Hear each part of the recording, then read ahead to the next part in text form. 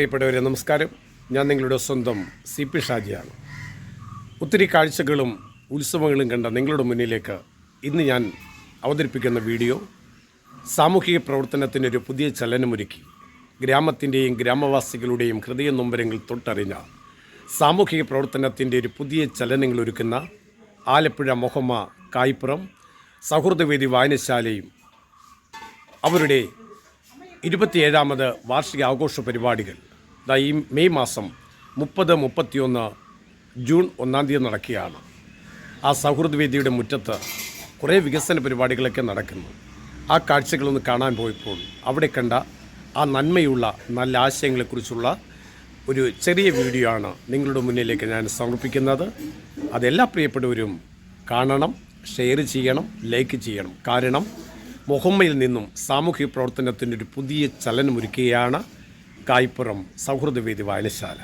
കായ്പുറം സൗഹൃദവേദിയുടെ ചരിത്രത്തിലേക്ക് കടക്കുമ്പോൾ 2000 മാർച്ച് 5-ാം തീയതി ഗന്ധർവ ഗായകൻ യേശുദാസ് കൊളുത്തിയ ദീപപ്രകാശം ഇത്രയും പ്രകാശിക്കുമെന്ന് ആരും കരുതിയില്ല. അത്ര മനോഹരമായി കായ്പുറത്തിൻ്റെ സംസ്കാരങ്ങളിലേക്കും സാമൂഹിക പ്രതിബദ്ധതയിലേക്കും ജീവകാരുണ്യ പ്രവർത്തനങ്ങളിലേക്കും ഒരു നാടിനെ ഒരുമയോടെ ചേർത്ത് പിടിക്കുന്ന കായ്പുറം സൗഹൃദവേദിയുടെ 27ാമത് വാർഷികം കായ്പുറം ഒരു ഉത്സവമായി. അതെ, ഒന്ന് വരണം, കാണണം. ഈ മെയ് മാസം 30, 31, ജൂൺ 1-ാം തീയതി അങ്ങനെ 3 ദിവസങ്ങളിലായി കായ്പുറത്ത് നടക്കുകയാണ്.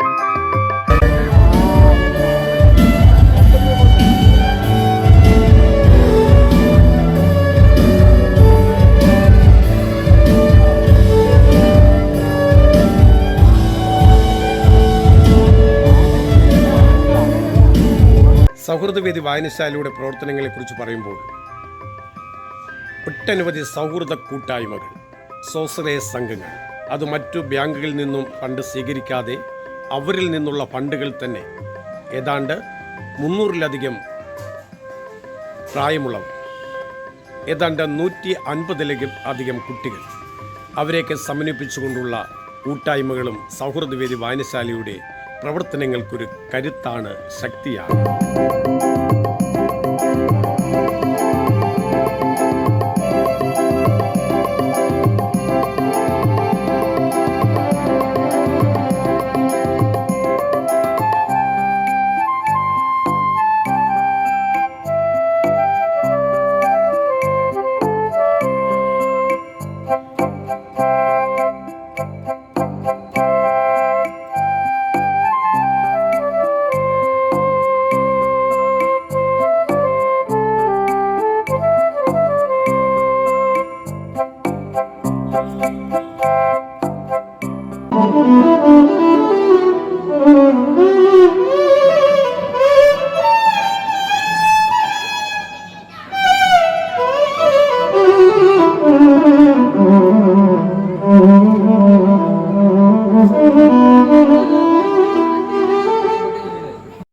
സൗഹൃദവേദി വായനശാല, ആ വായനശാലയെക്കുറിച്ച് നമ്മൾ പറഞ്ഞു തുടങ്ങുമ്പോൾ അതിൻ്റെ ഏറ്റവും പ്രധാനപ്പെട്ട ഒരു നായകൻ ശ്രീ T. കുഞ്ഞുമോൻ, സൗഹൃദവേദിയെ കാലങ്ങളായിട്ട് നയിച്ചുകൊണ്ടിരിക്കുന്ന സൗഹൃദവേദിയുടെ പ്രസിഡന്റ്.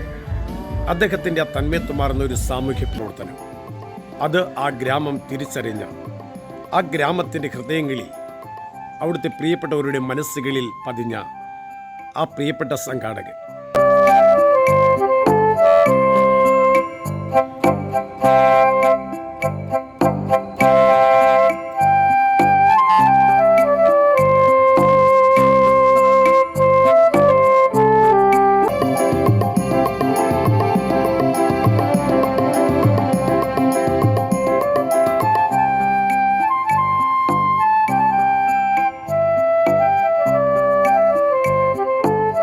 കായ്പുറം സൗഹൃദവേദി വായനശാല 27ാമത് വർഷത്തിലേക്ക് കടക്കുമ്പോൾ ആ സൗഹൃദവേദിക്ക് ചൂരും ചുവയും നൽകി, ആർജവം നൽകി, ഒരു നാടിൻ്റെ ഹൃദയത്തിനോട് ചേർത്ത് പിടിച്ചിരുത്തുന്ന സൗഹൃദവേദിയുടെ പ്രസിഡന്റ് ശ്രീ ടി കുഞ്ഞുമോൻ, അദ്ദേഹത്തിൻ്റെ സഹധർമ്മിണി, കഴിഞ്ഞ കാലങ്ങളിൽ നിന്നും ഞങ്ങളിൽ നിന്നൊക്കെ വിട പറഞ്ഞ രജനിയുടെ സ്മരണകൾക്ക് മുന്നിൽ അദ്ദേഹം കായ്പ്രം കവലയ്ക്ക് തൊട്ട് കിഴക്കുവശം റോഡ് സൈഡിൽ ഏതാണ്ട് 8 സെന്റ് സ്ഥലത്ത് അതിമനോഹരമായ ഒരു കെട്ടിടം നിർമ്മിച്ച് ഇന്ന് കിട്ടാവുന്നതിൽ ഏറ്റവും മികച്ച ലാബ് ടെക്നീഷ്യൻ ഉപകരണങ്ങൾ ഉൾപ്പെടെ ഒന്ന് കാണണം. അത്രയും മഹിനിമായ ഒരു സ്ഥാപനം നിർമ്മിച്ച് രജനിയുടെ സ്മരണകളുമായി കായ്പ്രം സൗഹൃദവേദിക്ക് സമർപ്പിക്കുകയാണ്. എനിക്ക് തോന്നുന്നു കേരളത്തിൽ അങ്ങനെ ഒരു വായനശാലയുടെ കീഴിൽ ഒരു ജനിക ലാബ് ഉണ്ടായി കാണുമോ എന്നറിയില്ല. അതോടൊപ്പം തന്നെ അതിന് മറ്റൊരു പ്രത്യേകതയാണ് ഞാൻ പറഞ്ഞത്.